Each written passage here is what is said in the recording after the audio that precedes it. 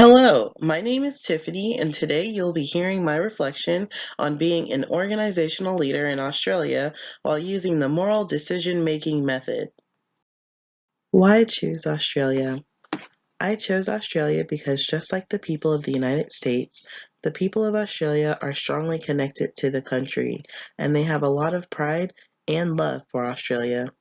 I love my country, and I hold much pride in being an American because we are role models in this forever changing world. I also chose Australia because I think it would be an exciting place to visit while learning about the culture and its history in action. Australia is known for maintaining the world's oldest civilization. The people of the civilization are known as the Aborigines.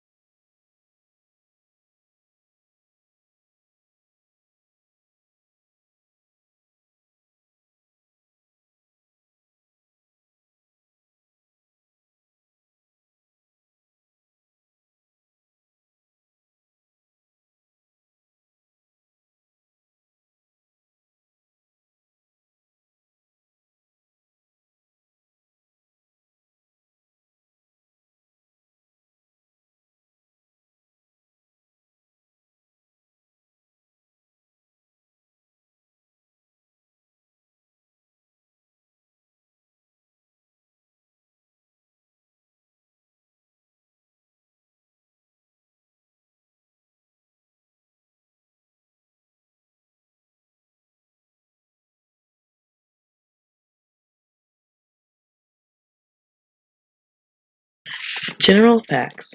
There are so many interesting facts about Australia. The size of the country is just a little smaller than the United States, and parts of Australia are covered in snow year round. Its population size is a little under 27 million people, where 90% of the population lives on the coastline. Of this population, over 730,000 children live in poverty, and the country has one of the highest obesity rates on Earth. Australia is recognized as one of the strongest performing economies around the globe. In fact, the country became the second country in the world to authorize women to vote. Unlike the United States, citizens are required to vote in elections. Australia also has one of the highest gambling populations in the world. Let's consider some of Australia's moral issues while continuing to use the moral decision-making method.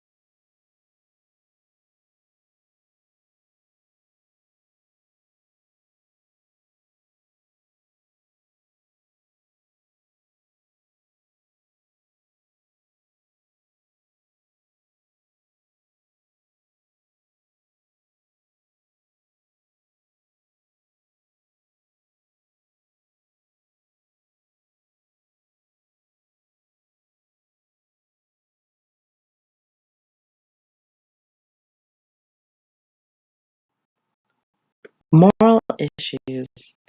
The two moral issues I've identified in this country are income inequality and corruption. I'll address each issue one at a time.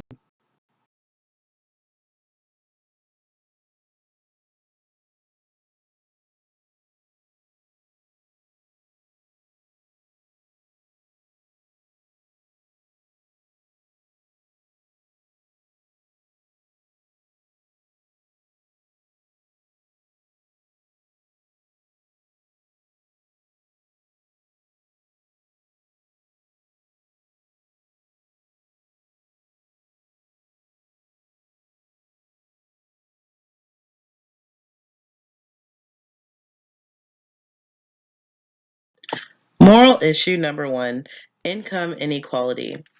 Income inequality is the first moral issue that we'll discuss. Just like the United States, income inequality has increased in Australia. The top 10% of income is 10 times higher than the bottom 10% of average income earners. Research shows a trend in high income earners receive more hours than low income earners. In other words, the richest 20% of Australian households own 62% of all wealth, while the lowest 50% own just 18% of all wealth. Approaching income inequality. After identifying this moral issue of income inequality, we must use the moral decision-making method to confirm how an organizational leader will approach this issue. Step 3 identifies the relevant stakeholders. We'll see this group includes all members in this society. Step 4 shows us the stakeholder interests. Low income and high income employees need to maintain income to provide for their families. Corporations need to ensure they make a profit for the business and their investors. Step 5, Alternative Actions. As an organizational leader in my corporation, I would have two options to be the alternative actions. The first option would be to offer an open schedule. This will allow workers to choose the hours they wish to work per week. The second alternative option would be to create a fixed schedule where all workers are eligible to work a set number of hours per week per day.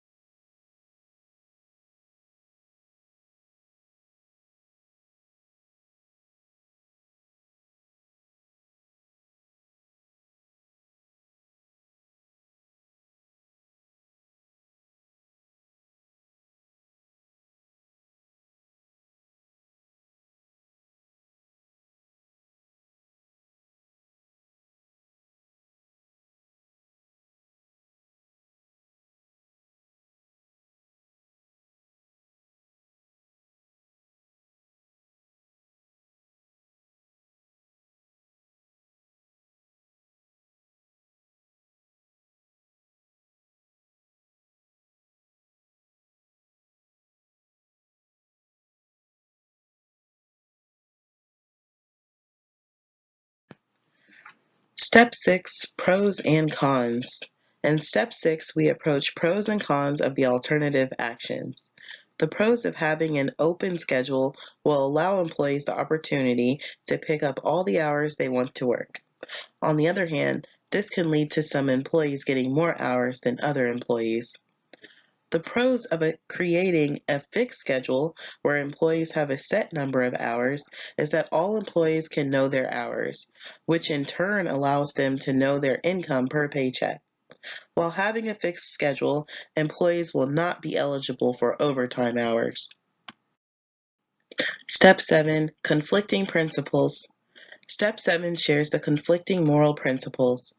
Justice shares that we should treat everyone fairly with an even distribution of benefits and burdens. But non-injury shares to not do something that will leave people worse off. If open schedules allow employees to pick up as many hours as they wish, then some employees may not receive any hours.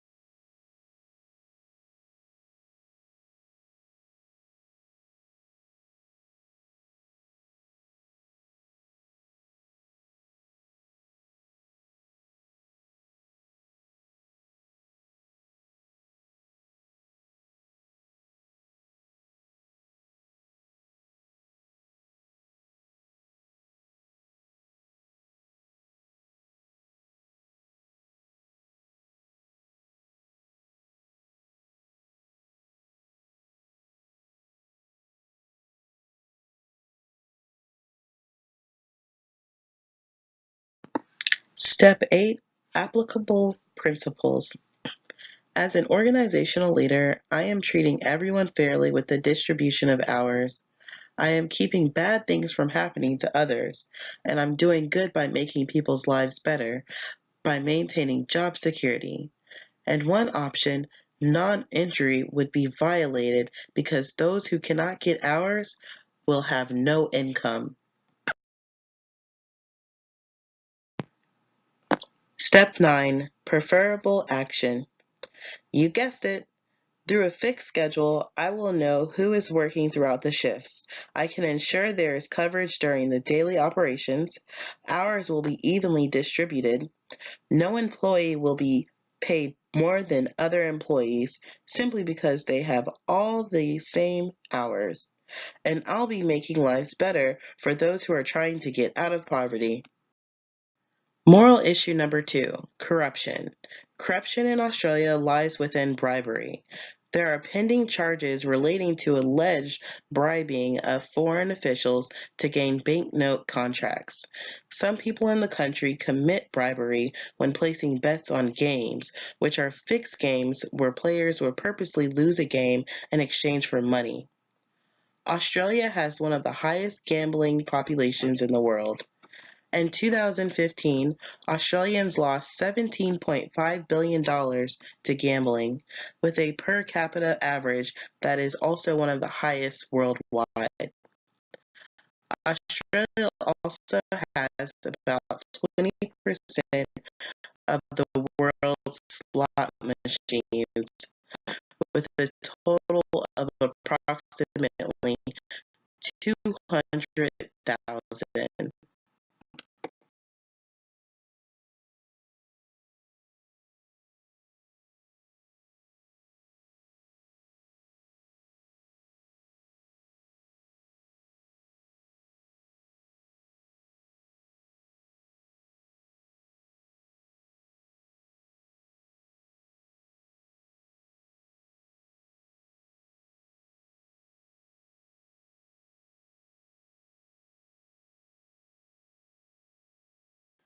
Approaching corruption. The most relevant stakeholders are the employees, business leaders, and any companies that are business partners who are associated with the organization. Lastly, we would identify the government in its entirety. These stakeholders want to avoid any damage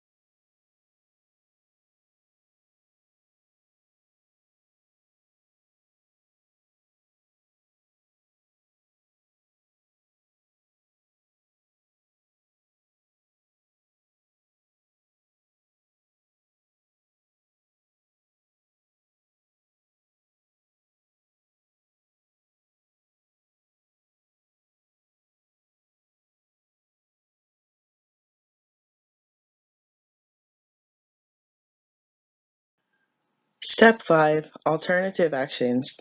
In alternative actions, my organization can accept and overlook all gifts or donations from companies and people who have a reputation of committing bribery or corruption. Otherwise, the organization can refuse all political contributions.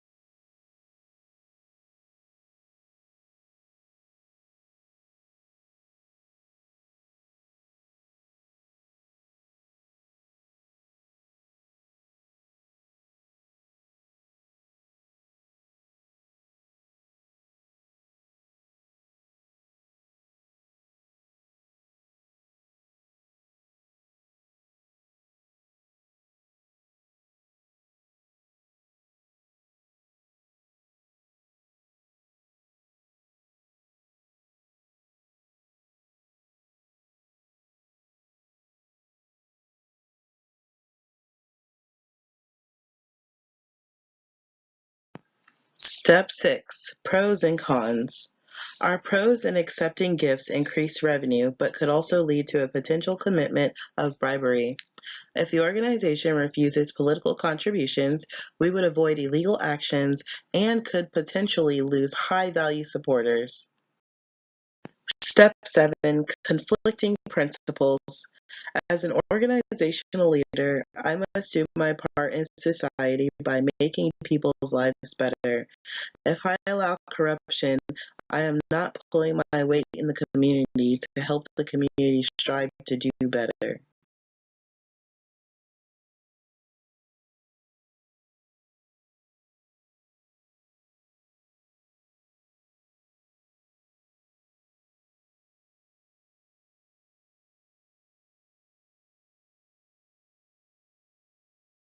Step 8, Applicable Principles. The applicable moral principles are honesty and harm prevention. As the leader of the organization, I am responsible for being honest with all members in the organization and ensuring they are not harmed by anything. I will keep promises, not manipulate others, and I will keep bad things from happening to all.